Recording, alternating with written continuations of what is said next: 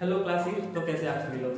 तो हम लोग पढ़ रहे थे थर्ड एडिशन टेस्ट में आने वाला फिजिकल साइंस का एक चैप्टर जिसका हम लोग क्वेश्चन आंसर कर लिए थे। आज हम लोग करेंगे इसका न्यूमेरिकल, जैसे कि आप लोगों को मैंने बता दिया था। तो सबसे पहला न्यूमेरिकल आप लोगों को बोर्ड के सामने ये वाला है।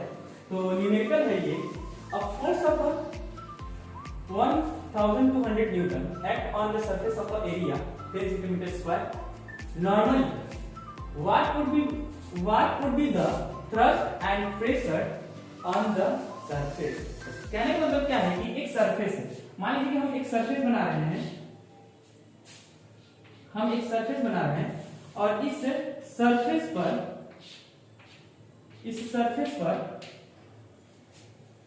का एरिया है, कितना 10 सेंटीमीटर स्क्वायर, और इस सरफेस के ऊपर नॉर्मली एक फोर्स लग रहा है। फोर्स कैसा लग रहा है? नॉर्मली मतलब एकदम सीधा। कैसा फोर्स लग रहा है? नॉर्मली एकदम सीधा फोर्स लग रहा है। और जो फोर्स सीधा लग रहा है वो फोर्स कितना लग रहा है? 1200 न्यूटन का फोर्स नॉर्मली लग रहा है। तो क्वेश्चन ये है कि थ्रस्ट क्या है और प्रेशर क्या है। आई बात समझिए। तो सबसे पहले तो बताते हैं कि थ्रस्ट क्या होता है। तो किसी सरफेस के ऊपर नॉर्मली लगने वाला फोर्स को क्या कहते हैं? थ्रस्ट कहते हैं। किसी सरफेस के ऊपर जो नॉर्मली फोर्स लगता है उसी को हम लोग क्या कहते हैं? थ्रस्ट कहते हैं। तो इस सरफेस के ऊपर नॉर्मल फोर्स कितना लग रहा है? इस सरफेस के ऊपर नॉर्मल जो फोर्स लग रहा है वो नॉर्मल फोर्स कितना लग रहा है? 1200 न्यूटन, यानी कि थ्रस्ट कितना हो गया? 1200 न्यूटन। तो हम लोग लिख सकते हैं क्या कि थ्रस्ट कितना है? थ्रस्ट कितना लग रहा है? थ्रस्ट है 1200 न्यूटन। थ्रस्ट निकाल लिए। अब अपने को नेक्स्ट क्वेश्चन पूछा गया है कि प्रेशर कितना है। नेक्स्ट क्वेश्चन क्या है? प्रेशर पूछा गया है। तो प्रेशर पूछा गया तो हम लोग अप्लाई करेंगे प्रेशर का फॉर्मूला। तो प्रेशर का जो फॉर्मूला होता है PRESSUR। प्रेशर का जो फॉर्मूला होता है वो फॉर्मूला होता है थ्रस्ट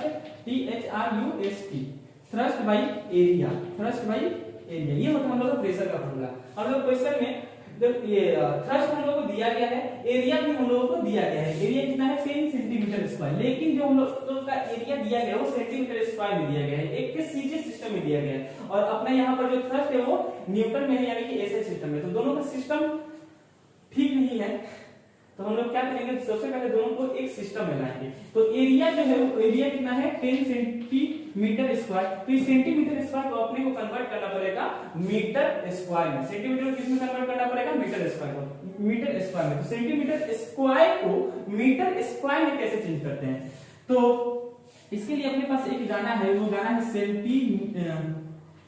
है milli centi decimeter deca hecto kilometre.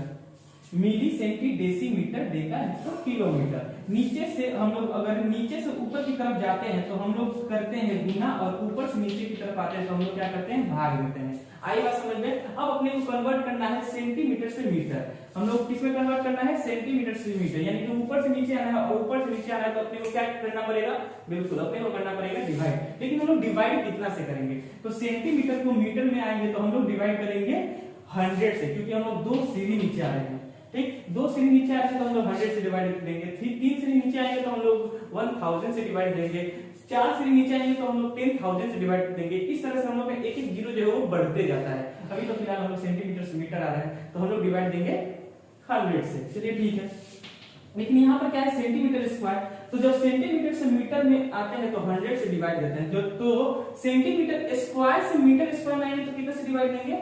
जी हाँ बिल्कुल, 100 के स्क्वायर से। कितना से डिवाइड देंगे? 100 के स्क्वायर से। तो जैसे हम लोग 10 को 100 के स्क्वायर से डिवाइड देंगे, ये सेंटीमीटर स्क्वायर बदल जाएगा किसमें? मीटर स्क्वायर में।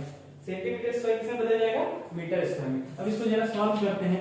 10 का 100 इंटू 100 स्क्वायर को 100 लिख सकते हैं ना।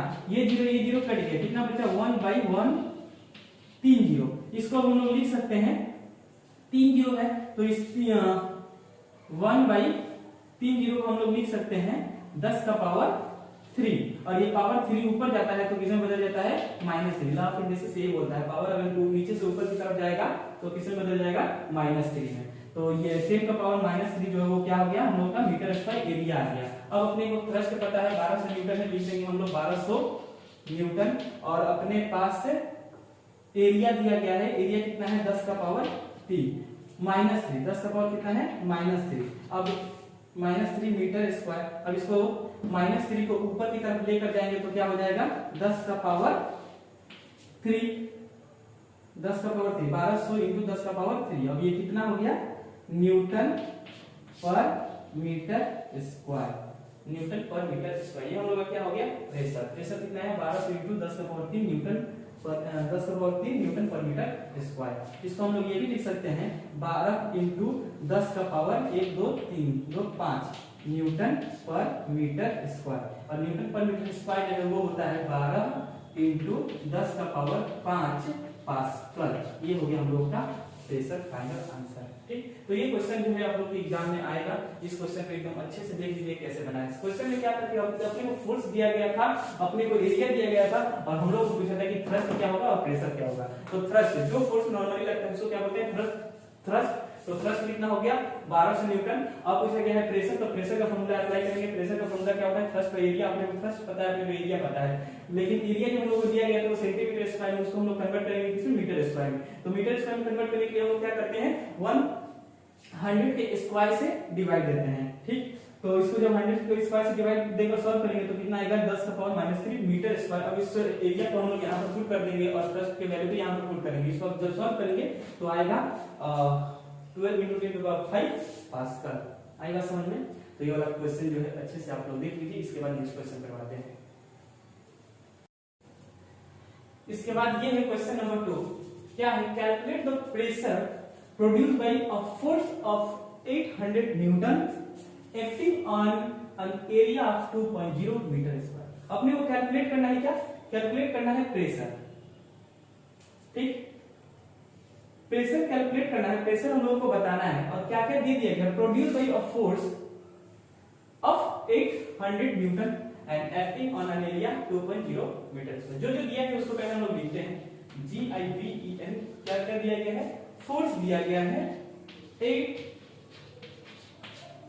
800 न्यूटन और एरिया दिया गया था अपने को 2.0 मीटर स्क्वायर। इस बार देखिए एरिया हम लोग मीटर स्क्वायर में है और फोर्स भी न्यूटन में, दोनों ऐसे सिस्टम है, तो इस बार अपने को कन्वर्ट करने की जरूरत नहीं पड़ेगी। चलिए ठीक, हम लोग को पूछा गया क्या फोर्स, तो फोर्स बराबर क्या फॉर्मूला होगा थ्रस्ट बाय एरिया या फिर फोर्स बाय एरिया। तो फोर्स अपने को दे दिया गया है, फोर्स कितना है 800 बाय 2 मीटर स्क्वायर। अब इसको अगर हम लोग सॉल्व करेंगे तो कितना आ जाएगा 400, यानी कि 400 न्यूटन पर मीटर स्क्वायर, यानी कि 400 पास्कल।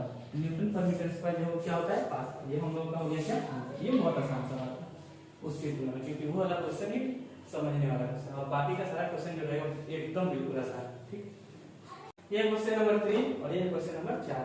तो क्वेश्चन नंबर 3 है calculate the force needed to speed up a car with a rate of 5 meter per second square if the mass of the car is 1000 kg। मतलब ये है कि एक कार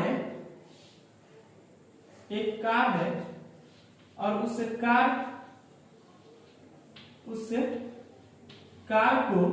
का जो मास है वो दिया गया है 1000 kg। कार का मास कितना दिया गया है 1000 kg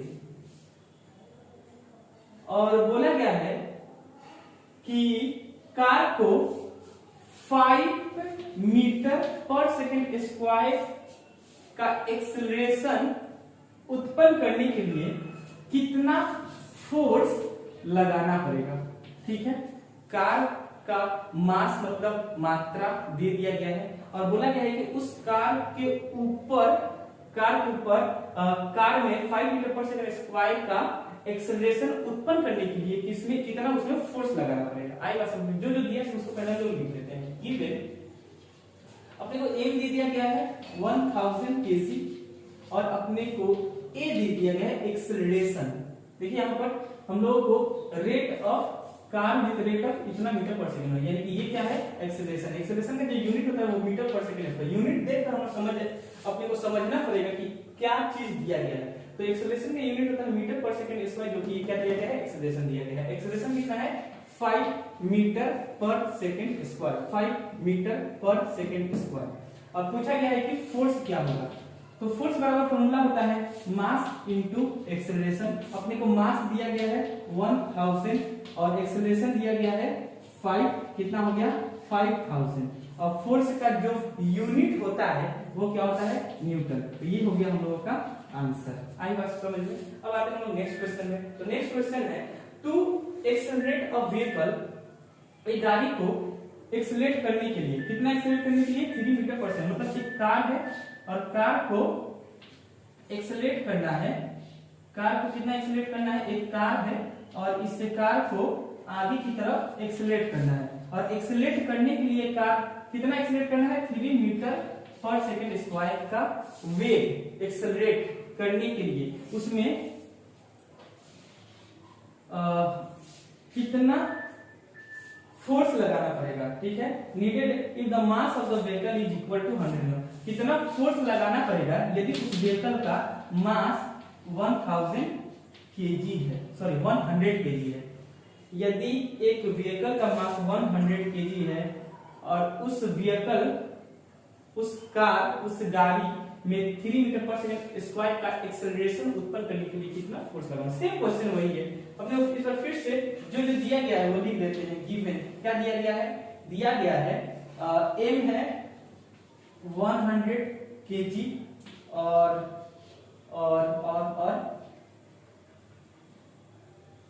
एक्सेलरेशन है 3 मीटर पर सेकंड स्क्वायर। क्या पूछा गया है, फोर्स क्या होगा, फोर्स पूछा गया है। तो फोर्स पूछा गया तो फोर्स का फॉर्मूला अप्लाई करेंगे। फोर्स का फॉर्मूला क्या होता है, आप लोग बताइए मेरे को, m इंटू ए।